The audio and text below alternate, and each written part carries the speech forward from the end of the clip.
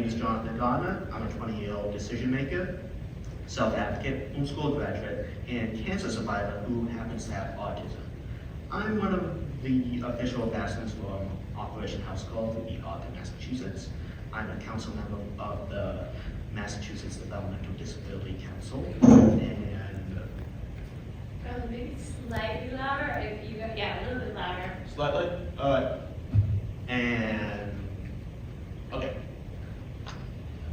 Do I just start over? No, I think you can keep going. I'm a council member of the Massachusetts Developmental Disability Council. I'm a Flutie Fellow for the Doug Flutie Jr. Foundation for Autism, and I am the co-chair for Massachusetts Support Decision Making Coalition. Since the age of 13, my vision has always been to help others in any way I can.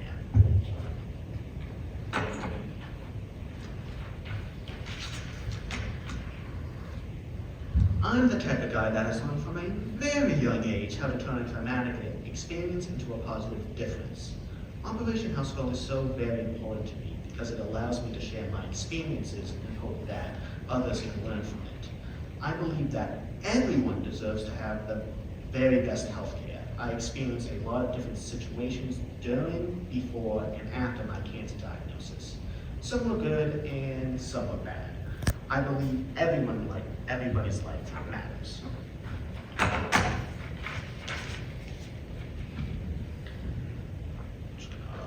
Just gonna do this. I'm going to share about my cancer experience today. It all started when my leg was hurting me and my mom would bring me to doctors to figure out what was going on. We had to go to a lot of doctors because no one believed I was actually in pain. One of the doctors actually told my mom to bring me to a psychiatrist because they thought the pain was all in my head and not real. I wish I had said to this doctor, show me I'm crazy, don't just say it. This is a picture of me where my voice was not listened to. You can see I'm holding my leg right there, trying to rub out the pain. And on the right, you can see how swollen my leg was on, well, the right side of my leg.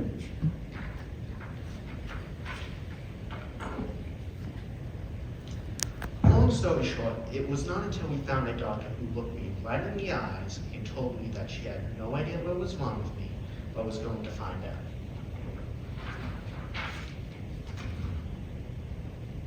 The plan was to get an MRI done.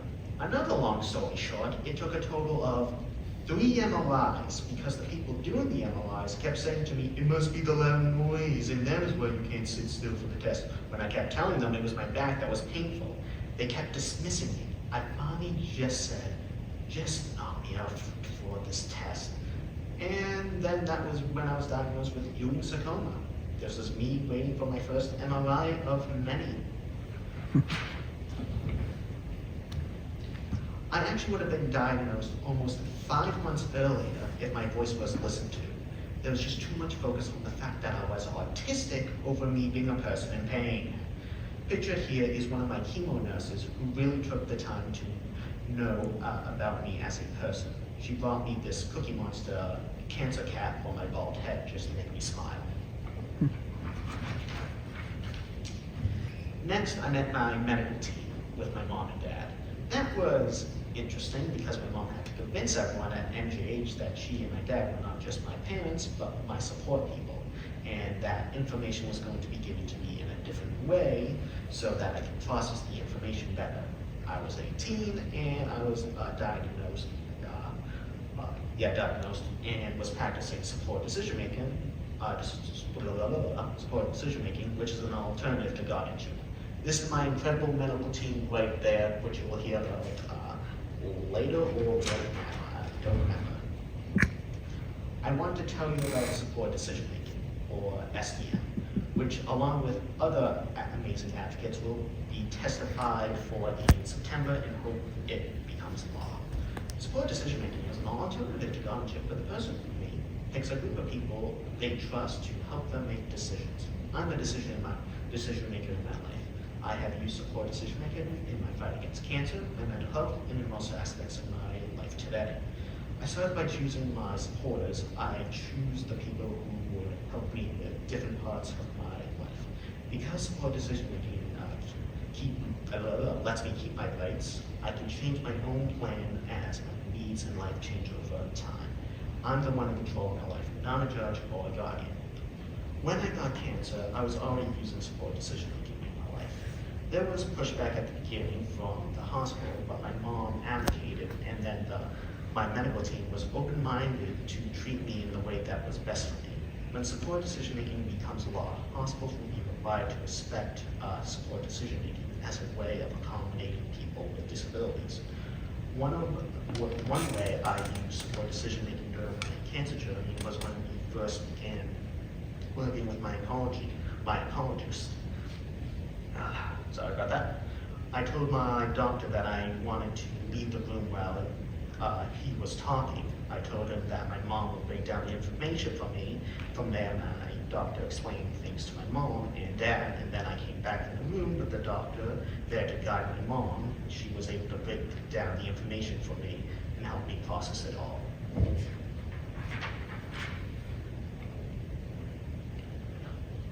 Wait, did I just go past a couple of pages? Yeah, you're one slide behind. That just kind of tells like about supported decision making, that slide, and you're on the next slide, hon. There you go. I'm way past this. Mm-hmm. My current team of doctors have become like family to me. They tell me that they are thankful to me for teaching them so many lessons that make them better doctors and nurses. They saved my life and have always respected and validated my voice, no matter how it was delivered. This amazing nurse right there would come to my house after working a full day herself without pay just to access my port, give me fluids and a shot just because she wanted me to be able to be home for a few days and be happy. I honestly can't thank her enough for that. I feel so strongly that when a person that may happen to have a disability comes into a hospital and may present with a so-called behavior, because they are with a so-called behavior, that everyone needs to understand that people have behaviors because they're trying to communicate something. So please think about how you are going to communicate with your patients so that they can get the best possible care. I truly believe as human beings, we are all different, whether you have a disability or not, and your voice matters. Everyone deserves to have the medical care they need. This picture of me is when I was in the ER during my cancer treatments. I had to be rushed to the ER because I felt like I was having a heart attack. My mom came as my support person. My so-called behavior that the nurse seemed to be so confused about was that I could not talk because of all the pain I was in. That is why my mom did the talking for me. The nurse saw the word autism on my chart and was so focused on that. When she did talk to me, she spoke to me like I was a baby in a very demeaning voice like this one. And my mom would told her how much pain I was in, and we both tried asking for water because I was getting dehydrated. The nurse would tell me to relax. I was crying and shaking and getting super dehydrated at this point. I felt like I was not getting the medical attention I needed. She kept saying things to my mom about my autism. And my mom kept telling her that I was here because my oncologist said to get here because of my cancer. If this nurse had looked beyond my diagnosis and seen the whole person, she would have been able to get me the care I truly needed and deserved.